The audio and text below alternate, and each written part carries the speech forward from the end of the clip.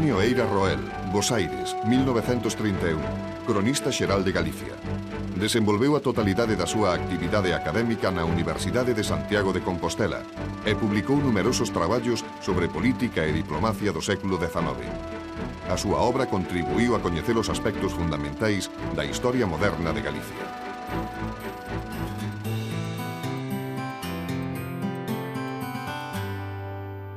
A decir que son un profesor universitario de historia, quero decir que son un historiador. Un historiador que fai o que pode e dedica o seu tempo a incrementar o coñecemento da mesma materia que enseña. Eso é basicamente o que son. Fruto e consecuencia de eso, ou tal vez o meu carácter, ou tal vez porque as persoas somos diferentes, pois son un individualista que protexe moito o seu tempo, avaro do seu tempo, e que o reserva para sí, no doble sentido de para facer o que ten que facer, que é o 90%, e tamén, se se pode, un 10% que reserva o seu tempo para sí, para disfrutar de él plenamente, e non en tertulias, en conversacións convencionais que non van co meu sistema de vida ou co meu carácter. Un lobo solitario, se lle gusta que o defina así.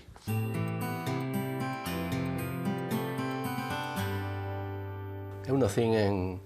Bos Aires no ano 1931, é dicir, como un de tantos galegos que foron a diáspora, a emigración americana, en este caso a Argentina. Eu son fillo de un campesiño de Lugo que emigrou moi xoven a América, que alá fixo o seu aprendizaxe como mecánico, un experto en máquinas, e que de aí pasou a ser un pequeno empresario colectivista no ramo do transporte urbano, e de unha compostelana, filla de un pequeno comerciante desta cidade, que, en todo caso, e polo que eu sei ou supen e pude enxuzgar despois, non tiña necesidade material de ir a América, pero que de alguna forma, tal vez, sinteuse contaxiada desa fiebre de emigrar e cambiar de vida e de condición. E todo foi moi ben, hasta a crisis de 1929. A familia retornou no ano 1934, tiña eu 3 anos polo tanto, para adaptarse a unha nova vida en unha Europa moi pobre. Nadie que vivise aqueles anos, salvo minorías moi raquíticas de privilexiados, poideron deixar de sentir de algún modo esa escasez. De todos modos, eu teño a satisfacción e tamén o deber de falar que gracias ao inmenso traballo de meus pais, prácticamente vivín ao marxen de eso. Non ao marxen porque sabíamos o que pasaba e veíamos as dificultades, pero se superábanse no ámbito familiar. Pero eso foi a costa de moito traballo no que eu e a miña familia, é dicir, os meus irmáns, eu era o maior, non podíamos participar por razón de edad e porque estábamos facendo os nosos estudios. Era todo o traballo da xeración dos pais. En certo modo, para a chegada de América en 1934, contábase con un pequeno colchón familiar que era o abuelo, o avó materno, que ofrecía a casa, que ofrecía algunha axuda porque gozaba de unha posición económica boa para aquel momento, pero na casa do avó había os signos de un certo pasado esplendor que opera sobre o imaginario do neno e que o leva a intentar superar esas dificultades para volver ao punto de partida no que a familia procedía e estuvo en un momento inmediatamente anterior. Eso creo que foi moi positivo e un lenitivo grande dentro un pequeno colchón, como dixen, dentro das dificultades daquela época, as que nadie se sustraxo. É moi difícil consultar o subconsciente de un rapaz que por que se vai inclinando en unha determinada dirección a hora de elexir carreira, xa que na Universidade de Santiago eu tiña a miña disposición 5 facultades, algunhas de tanto éxito económico como eran a Facultade de Dereito ou a Facultade de Medicina. Bueno, eso é probablemente unha cousa psicolóxica que arranca tal vez da casa do avó, en donde había algúns libros, había libros que remitían á época inmediatamente anterior a crisis de 1929, a Belle Époque, ou o período da Guerra Mundial. Recordo perfectamente que eu miraba de neno, leía, pero sobre todo miraba as fotografías de unha historia da Gran Guerra, que era a Primeira Guerra Mundial do 14 ao 18. Todas estas cousas van quedando un pouco. Pero tamén influeu moito a influencia dos meus profesores no Instituto Arzobispo Gelmírez. A miña progresión no profesorado universitario, pois sí, é moi agradable falar de eso, aínda que os comenzos foron difíciles, porque eu iniciei os primeiros pasos no profesorado da facultad como profesor axudante en 1958, creo recordar, pero hasta 1960 que ganei unha plaza de profesor adjunto, que eran por 4 anos renovables, prácticamente non había retribución, e despois moi pouca. Eran anos difíciles en que había que buscar un complemento económico na enseñanza media ou de algunha outra maneira, dirixindo un colegio maior universitario, por exemplo, para poder complementar o reducidísimo sueldo por aqueles anos de un profesor adjunto de universidade, que era imposible vivir con eso. Eu estaba xa casado e tiña fillos. E tuve a inmensa fortuna de conseguir, o que era moi difícil en aquela época, ganar a oposición á cátedra en Madrid en 1965. A partir de ese momento o panorama quedou completamente despexado, non porque un catedrático de universidade por entonces ganase moito diñeiro, senón porque ganaba o suficiente para vivir. Eu xa sabía que non fixera os estudios de filosofía e letras para ser rico, senón para poder traballar no que eu quería e poder, como decimos, chegar a fin de mes. Os 20 anos que dirixín o Departamento de Historia Moderna, entre o 65 e o 85, máis ou menos, foron uns anos pletóricos de actividade e de logros profesionales, porque coinciden ca miña etapa de organización de congresos internacionales, ca miña etapa de conferenciante, vamos a chamarlle así, ou ponente ou relator en congresos internacionales, con un momento en que o departamento, con unha selección de alumnos e colaboradores en torno espléndidos que fixeron tesis doutorales e logo outros traballos magníficos, e con un momento en que o Departamento de Historia Moderna de Santiago, da Universidade de Santiago, foi centro de referencia nos estudios modernistas en España.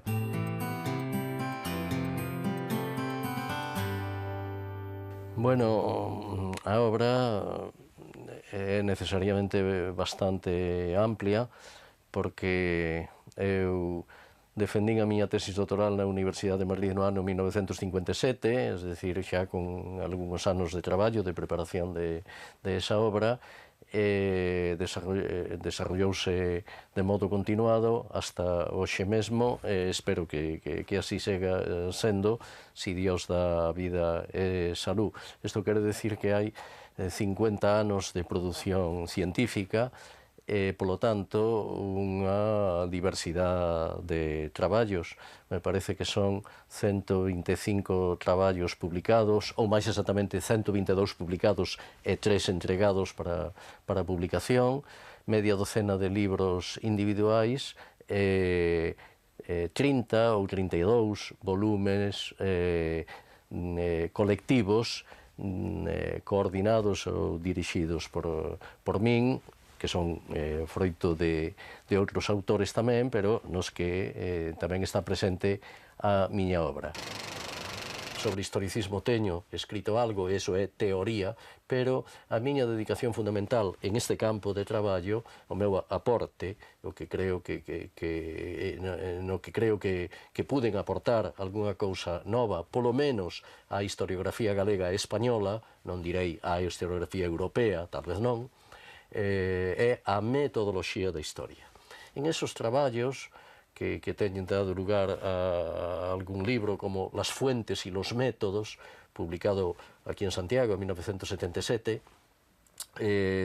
trato de definir, profundizar as claves interpretativas fundamentais do método histórico que eu fun tratando de desarrollar e que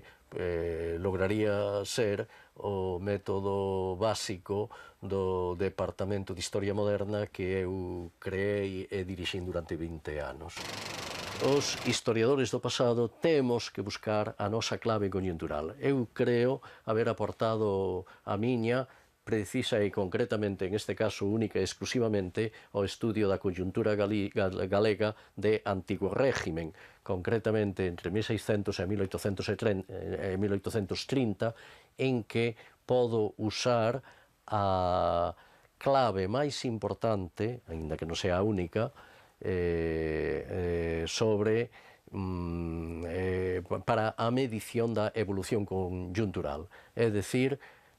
a medida da produción agrícola a través dun instrumento típico do Antigo Régimen que despois desaparece, o diezmo, os dízimos en portugués, o diezmo en español, o diezmo que, según os seus valores anuales ou valores trienais, según sea a práctica de cada institución que o percibe, permiten ir facendo a estadística da produción agraria. O cronista general de Galicia ou do Reino de Galicia non ten unha función específica porque é o mismo decreto de recreación desa figura despois de moitos anos de haber quedado en olvido, que é un decreto de 1991, así o determina, é unha distinción honorífica a persoas que teñan traballado na historia de Galicia. Polo tanto, o seu papel é simbólico, é un pouco representativo de un grupo social moi abundante hoxe, que son as persoas que se dedican a facer a historia de Galicia, que son moitas e moi boas, gracias a Dios.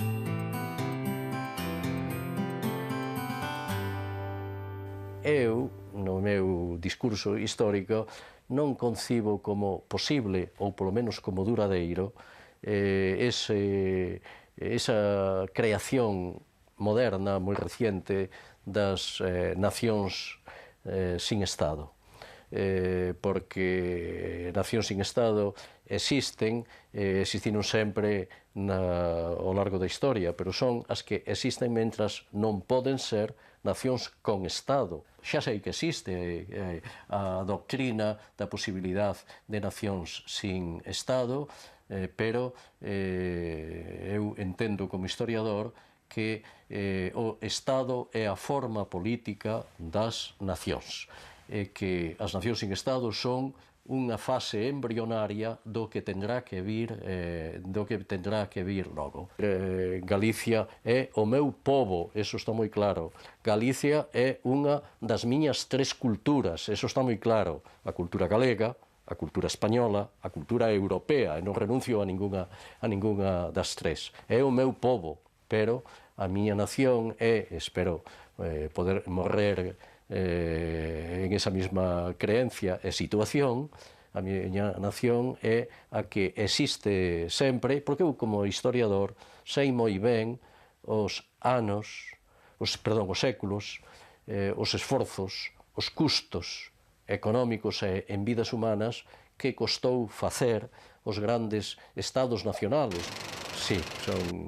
un home de creencias religiosas, eso é consustancial na miña vida. Primeiro porque eso o recibín dos meus pais, dos meus mestres, dos meus profesores na escola, nos colexios a que asistín, e logo tamén por, en este caso, un proceso intelectual de resolución de dudas e de vacilacións. Mire, hasta onde se me alcanza, eu non son un filósofo, pero algunha inquietude en ese sentido teño que ter como todo o mundo, a explicación do universo flutúa ou estriba entre dúas forzas igualmente eternas. O espírito eterno, o que chamamos Dios, e do que procede a religión, ou a materia eterna que algún orixen tuvo que ter. A materia e a enerxía. Eu, entre a explicación teolóxica que fai radicar o orixen de todo en un acto creador e a hipótesis da explosión de un átomo primitivo que logo se expande e forma este universo constituído por miles e millóns de anos-luz de expansión, pois entendo que casi me é máis fácil de admitir a intelixencia creadora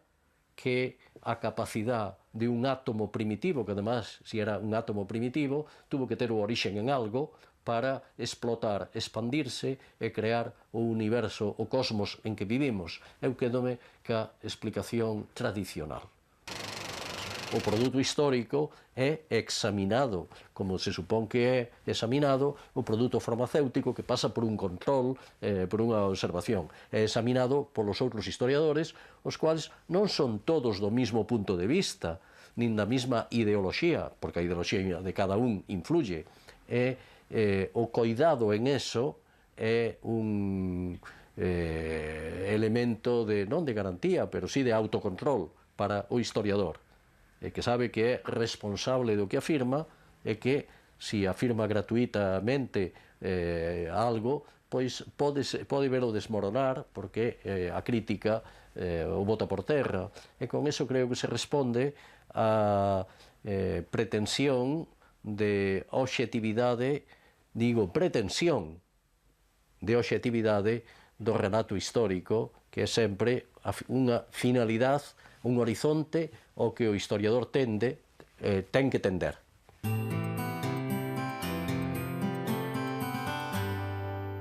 O tempo hai que repartilo, o traballo leva a maior parte, a familia é grande. Deste xeito, pois, un ten a sensación de que está sempre un pouco recortando tempo á vida familiar. De outro modo non se podería facer nada. Pero eso non é nada máis que un elemento externo, puramente accidental, transitorio,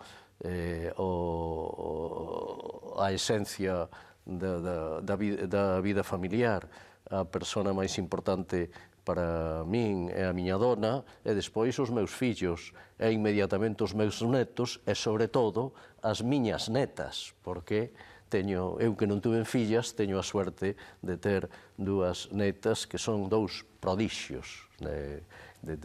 inteligencia e de vivacidade. Entón, é evidente que a familia é o primeiro na vida, a familia, o traballo, en este caso, trata de emparentar, non sei, emparellar as dúas cousas, aínda que roubando tempo a unha en favor da outra, porque o traballo do humanista, do historiador, pero igualmente pasa con outros especialistas que teñen que ver cas letras, é un gran consumidor de tempo. Como eu digo, a materia prima do meu traballo é o tempo. Eu conocín a miña dona na facultade como compañeiros de curso, desde o primeiro hasta o último curso, e de aí xa prácticamente, non enseguida, porque había que buscar algún medio de vida, pero moi pouco tempo despois xa de aí o altar. É dicir que eso vai a facer 50 anos. Por lo tanto, a miña dona é a persona vivinte coa que me sinto máis vinculado, é a que máis comparte todas as miñas inquietudes, preocupacións e incluso, en certo modo, tamén o traballo, non no sentido de que eu poda descargar o meu traballo na miña dona, pero sí que frecuentemente fai falta alguén que axude a repasar unha tabla numérica, porque unha persona sola comete equivocacións, para iso está ela, etc. Por outra parte, teño que decir con gran satisfacción que o componente máis grato e agradable os coloquios europeos ou non europeos, ou en España tamén, de conferencias na Universidade de Burgos, en outras, en Córdoba, en outros sitios, é precisamente facer o viaxe acompañado da miña dona, que é casi sempre compañeiro de viaxe en ese tipo de cousas, aínda que non sempre pode ser por motivos diversos, casi sempre por motivos familiares que non permiten facer esa excursión.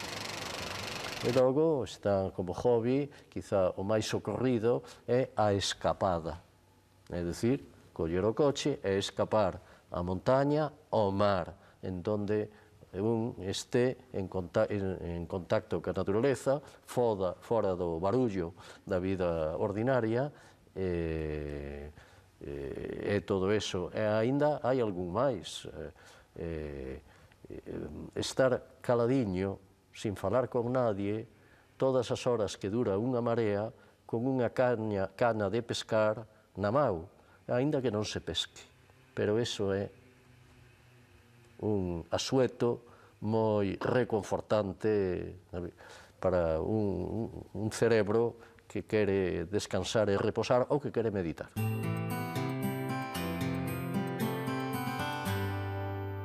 Cada un de nós ten a obriga de deixar un mundo mellor ou polo menos igual ao que recibimos os que veñen inmediatamente detrás. As novas xeracións pronto van a ser pais e pronto van a ser avós. Tendrán pronto fillos e tendrán pronto netos. E entonces daránse conta de que o mundo no que estamos depende de como o facemos nós na nosa vida cotidiana. Eso de que o mundo non nos pertenece, sino que o temos, en certo modo, arrendado, alquilado, e non sabemos por canto tempo, porque non sabemos canto nos vai a durar o noso posto de traballo, tampouco sabemos canto vamos a vivir, etc., leva tamén implícita outra idea que a mí me parece moi de actualidade, que é a da competitividade. As novas xeracións teñen un problema, que tamén o tuvemos as anteriores, pero é posible que en grado menor, que viven e van a vivir, estou falando sobre todo dos adolescentes de hoxe que teñen tan preocupados aos seus pais e aos seus profesores, polo que leo e vexo nos periódicos e nos medios informativos, que tócalles vivir en un mundo moi competitivo, no que van a competir a ter que competir entre eles, polo de pronto, como sempre ocorreu, e sempre vai a prevalecer o que está máis preparado. Pero en este caso do intrahistórico en que nos toca movernos, teñen que competir, ademais, cas promocións, masas incluso, de xentes, de xovens, preparados incluso, universitarios ou con estudios e con preparación técnica en moitas cousas, que veñen do terceiro e do cuarto mundo. Os xovens teñen que prepararse para competir tamén con esa os recursos, incluindo o traballo cualificado, o traballo ben retribuído, etc., son sempre recursos limitados, como é o tempo, que tamén é un recurso limitado e todos temos que tratar de invertilo moi ben.